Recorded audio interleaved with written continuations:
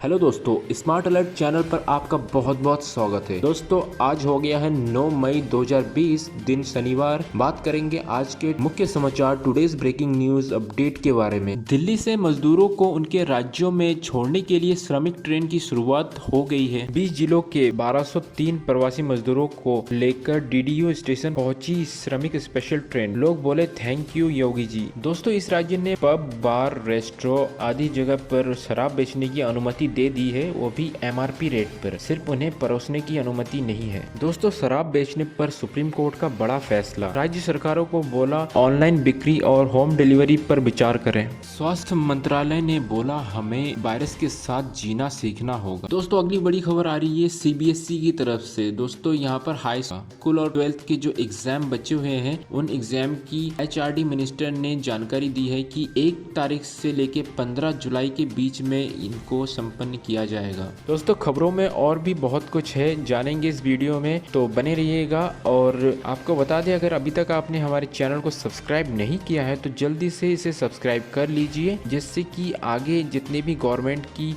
तरफ से कोई भी इंफॉर्मेशन आती है तो वो आपसे मिस ना हो और आप उससे वंचित ना रहे। तो जल्दी से सब्सक्राइब कर लीजिए, जिससे आपको सारी इंफॉर्मेशन टाइम टू टाइम हमारे चैनल पर मिलती रहे। दोस्तों, दिल्ली में मजदूरों को उनके राज्यों में छोड़ने के लिए श्रमिक ट्रेन की शुरुआत हो गई है। इन मजदूरों को अलग अलग शेल्टर होम से डीटीसी बसों के द्वारा रेलवे स्टेशन तक लाया जा रहा है और उसके बाद स्टेशन पर इनकी स्क्रीनिंग की जा रही है, फिर जाके इन्हें ट्रेन के थ्रू इनके राज्य में वापस पहुंचा दिया जा रहा है। और दोस्तों, और इन सब के बीच मजदूरों से कोई टिकट का चार्ज नहीं लिया जा रहा है, क्योंकि रेलवे मंत्रालय का कहना है कि 85% जो फीस है रेलवे टिकट का, वो रेलवे खुद पे कर रही है और बाकी 15% राज्य सरकार और सेंट्रल गवर्नमेंट मिलके दे रही है। तो इसी वजह से मजदूरों से कोई भी चार्ज वसूला नहीं जा रहा है। सूरत से पहली श्रमिक स्पेशल ट्रेन डीडीयू जंक्शन पर पहुंची।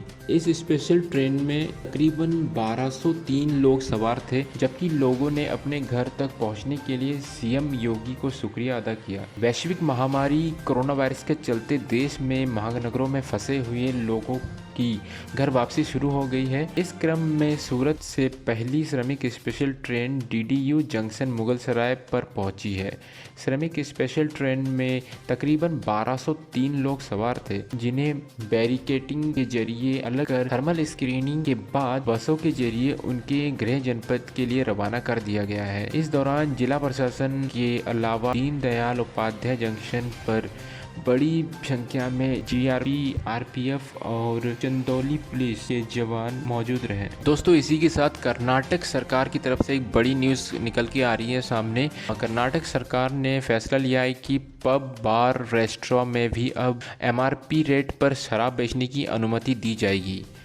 बस यहाँ पर शर्त इतनी रहेगी कि आपको रेस्टोरेंट पे बैठ के लोगों को पीने नहीं देना होगा। अगर कोई खरीदने आता है तो उसे आप बेच सकते हैं। दोस्तों, 40 दिन के लॉकडाउन की वजह से जमा हुआ स्टॉक खाली करने के लिए कर्नाटक सरकार ने पब, बार, क्लब और रेस्टोरेंट को भी एमआरपी रेट पर शराब बेचने की इजाज़त दे दी है। यह आदेश शनिवार 17 मई तक लागू होगा। हालांकि सरकार ने पब, क्लब, बार और रेस्टोरेंट को चेतावनी भी दी है, यदि उन्होंने अपने परिसर पर शराब या फिर बियर परोसा तो उनका लाइसेंस कैंसिल कर दिया जाएगा। एक्साइज ड्यूटी कमिश्नर जे गिरी ने कहा, एक आदेश पारित किया गया है। इसके तहत बिना संक्रमण वाले इलाकों में पब, बार, क्लब और रेस्टोरेंट में को अस्थायी तौर पर रिटेल आउटलेट के रूप में बदल दिया गया है। इन्हें सभी ब्रांड के विदेशी, भारतीय शराब और बियर बेचने की अनुमति दी गई है, लेकिन शराब सर्व करने की इजाज़त नहीं दी गई है। गौरतलब है कि केंद्र सरकार ने 4 मई से केवल एकल शराब दुकानों को खोलने की इजाज़त दी थी। दोस्तों, विदेशों में फंसे हुए भारतीयों को वापस लाने का जो दूसरा चरण है, उसे 15 मई से शुरू कर दिया जाएगा। दूसरे चरण में रूस, Germany, France, Spain, Netherland, Thailand आदि देशों में फंसे हुए लोगों को लाया जाएगा। दोस्तों, सरकार को अब तक 66,833 लोगों के स्वदेश आने का अनुरोध मिला है। पहली चरण में 64 उड़ानों से 12 देश के करीब 15,000 लोगों को लाया जा रहा है और इसके बाद बाकी लोगों को दूसरे चरण के उड़ानों में लाया जाएगा।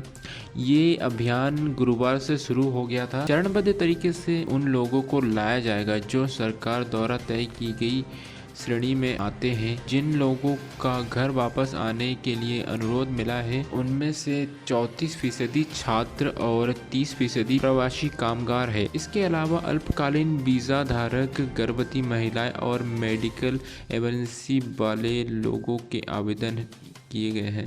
दोस्तों, सुप्रीम कोर्ट ने शनिवार को कहा कि राज्य सरकारों को कोविड-19 संक्रमण की रोकथाम के मद्देनजर लागू देशव्यापी लॉकडाउन के दौरान शराब की बिक्री को ऑनलाइन कर देना चाहिए और होम डिलीवरी करने पर विचार करना चाहिए। दोस्तों, अगली बड़ी खबर सीबीएसई बोर्ड यानी कि केंद्रीय माध्यमिक शिक्षा बोर्ड की तरफ से आ रही है। जिन बच्चों के एग्ज़ाम अभी रह गए थे, हाई स्कूल और 12th के जो एग्ज़ाम बचे हुए थे लॉकडाउन से पहले, उसके बाद लॉकडाउन होने के बाद इनकी जो एग्ज़ाम है उसमें स्टॉप लग चुका है। अभी इस पे एक बड़ा फैसला लिया गया है। एचआरडी मिनिस्टर ने ऐलान किया है कि 12वीं और 10वीं के जो एग्ज़ाम बचे हुए हैं उनको 1 जुलाई से लेकर 15 जुलाई के बीच करवा दिया जाएगा। तो लाखों बच्चों का इंतज़ार ख़त्म हुआ। उनकी एग्ज़ाम की डेट आ चुकी है। 1 से लेकर 15 जुलाई के बीच में उनके एग्ज़ाम शेड्यूल तैयार कर दिया जाएगा और इसी बीच इनका एग्जाम कंप्लीट करा दिया जाएगा। दोस्तों, अगली बड़ी खबर आ रही है, अब नहीं लिया जाएगा, अब स्कूल की फीस ना देने पर बच्चों का नाम नहीं काटा जाएगा। जी हाँ दोस्तों, जयपुर उदयपुर मुख्यमंत्री अशोक गहलोत ने कहा है कि लॉकडाउन के कारण कोई अभिभावक आर्थिक स्थिति के चलते फीस नहीं जमा कर पाता है तो निजी स्कूल के विद्यार्थी का नाम नहीं काटे। यदि कोई ऐसा करता हुआ मिलता है तो राज्य सरकार उसकी मान्यता को निरस्त कर देगा और स्कूल पर ताला लग जाएगा। तो अगर अभिभावक हैं और फीस नहीं दे पा रहे हैं तो आपको डरने की कोई आवश्यकता नहीं है, आपके बच्चे का नाम निरस्त नहीं किया जाएगा स्कूल से। तो दोस्तों, वीडियो देखने के लिए आपका बहुत बहुत धन्यवाद। अभी खबरों में इतना ही, मिलते हैं अगली न्यूज़ के साथ। तब तक के लिए bye bye and take care.